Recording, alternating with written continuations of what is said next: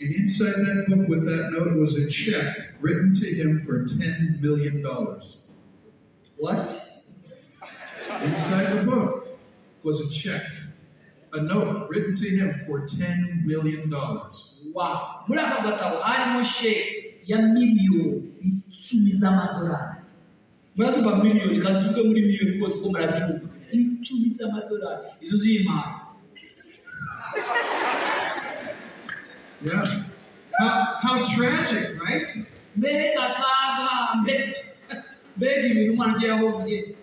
He had inherited everything, but he never opened the book to find out. He never knew how rich he really was.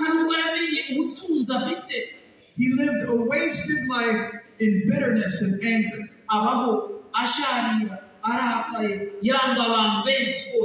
And he never knew how much his mother really loved him. He deceived himself into thinking his mother never cared. If only he had opened her book. Friends, this morning, this story is an illustration of what is true for you and what is true for me.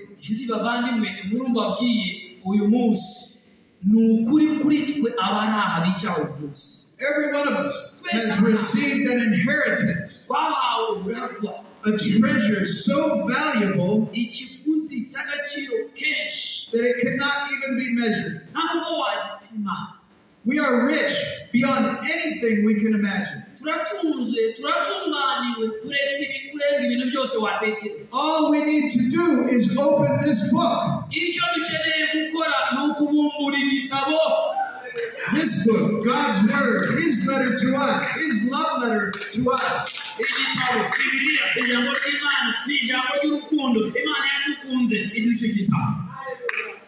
So let's open the book this morning and see what God has for us.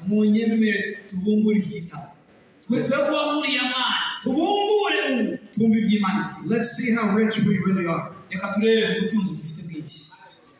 In Ephesians chapter 1, we read this. Praise be to the God and Father of our Lord Jesus Christ,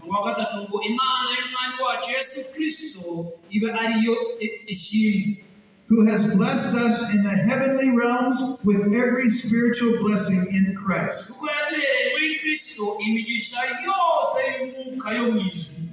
In Him we have redemption through His blood,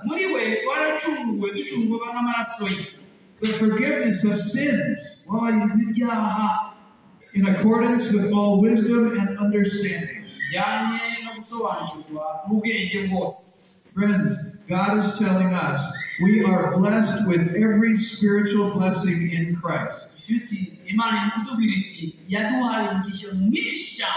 That's what I see here in verse 3.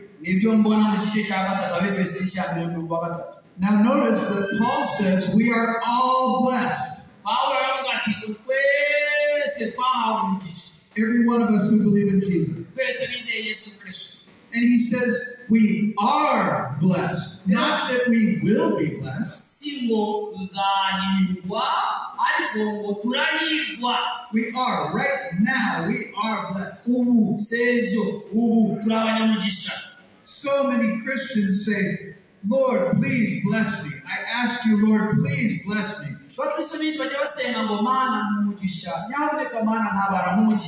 As if they are not already blessed. Friends, do we not know that in Christ we are already blessed with every spiritual blessing?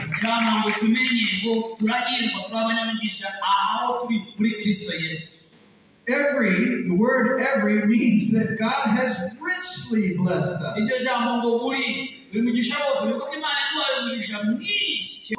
No. Verse 8 tells us that our Heavenly Father lavished blessings on us.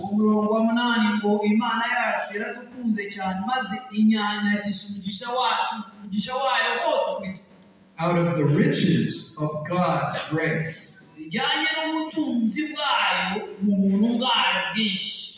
I see two wonderful words there.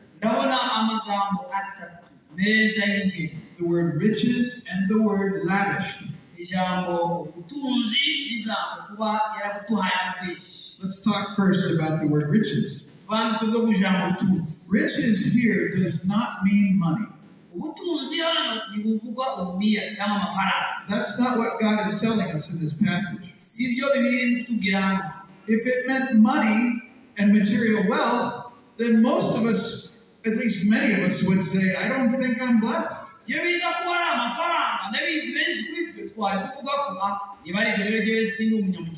would say something must be wrong. Maybe God hasn't blessed me because I'm not very wealthy.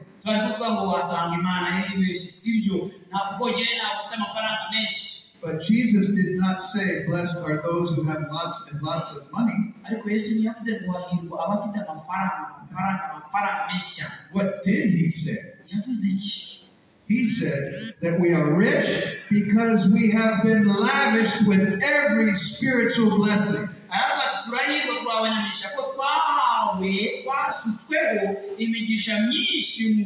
We are rich in grace, rich in mercy, rich in love, rich in freedom from sin, and power to overcome any obstacle. Because of the grace of our Lord Jesus and the power of the Holy Spirit. That is rich, amen? And then we have this word lavished.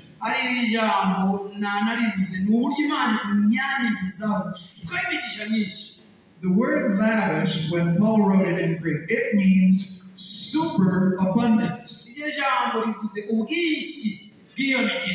Not just abundance, but superabundance. This means overflowing. We don't just have a little grace. We have grace overflowing. You never have to worry about running out of grace or using up what God has given you.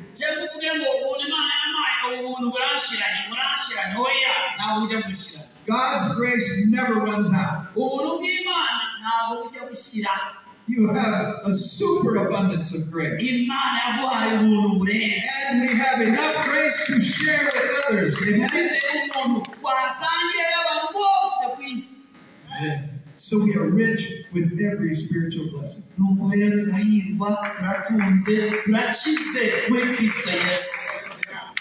So now you might be asking, what are spiritual blessings? What are spiritual blessings? That's exactly what Paul will explain to us in this passage in Ephesians. I see 4 spiritual blessings in the beginning of Ephesians chapter 1. The first spiritual blessing I see in verse 4 is that we are chosen by God. Do you realize what that means? You are chosen. That means God wanted you. He picked you. He chose you before the creation of the world. God didn't choose me because I said, pick me, Lord, pick me. He picked me before I was even alive, before I ever knew him. And he chose you before the foundation of the world. Isn't that amazing? This is the God that we have. This is the God we serve. Amen. So, we've been chosen. Now you might ask, why? Why were we chosen? Why was I chosen? How were you chosen?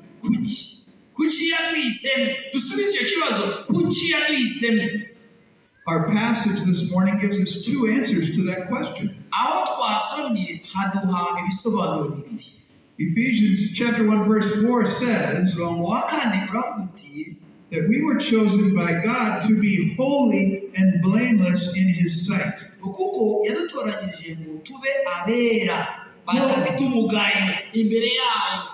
Yes, holy means set apart.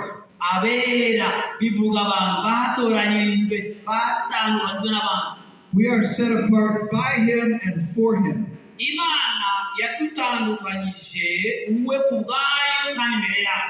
We are set apart from a sinful, broken world to be His prized possession.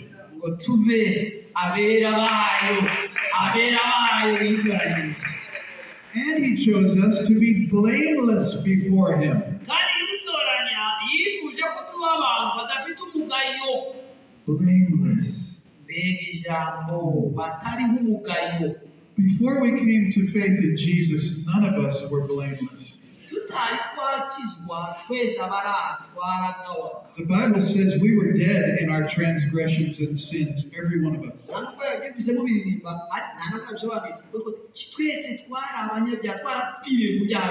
We were all objects of God's wrath because of our sin.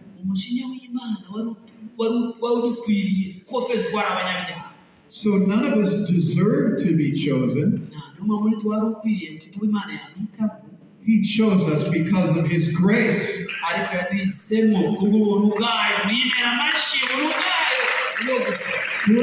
Grace that was greater than our sin. Amen. He sacrificed His only Son for us. And it is because of Jesus that we now are blameless in His sight.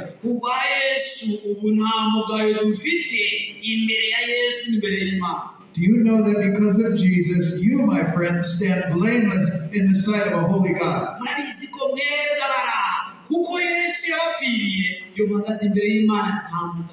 That's a spiritual blessing, amen? Could you buy that with any amount of money? No, no way. You're rich. We are rich. The second thing I see here is that we were chosen for the praise of His glory. I see that in verse 12.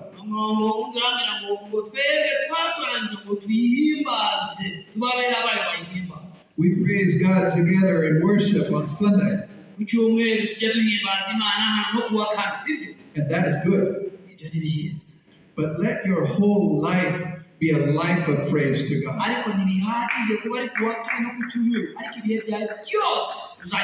Every day you live, your life is a praise to the Lord.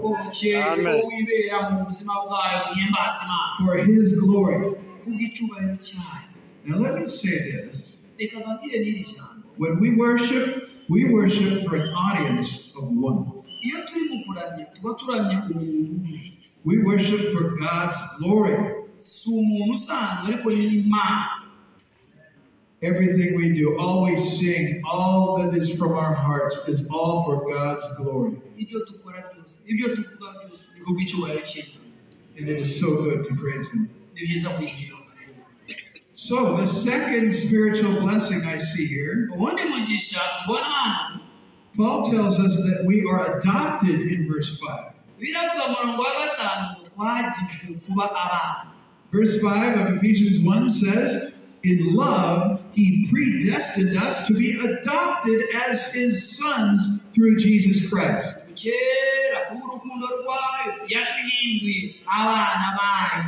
Adopted. Think about this for a moment. Think about it. You, how many parents? How many of us are parents? Okay. Many of you. Sometimes parents have a child by surprise.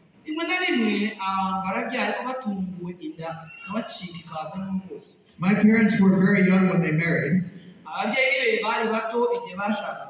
And I think I was conceived about 2 or 3 days after they were married.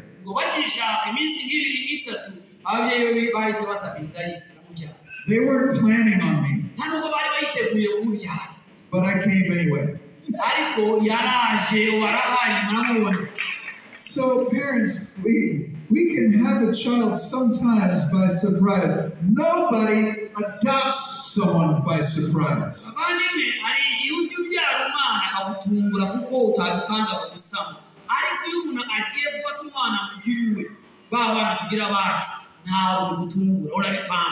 When God adopted you, He did it on purpose.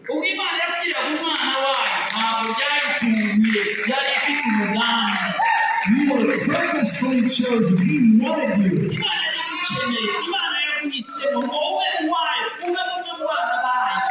wanted you for His own. He loves us so much. He adopted us into His own family.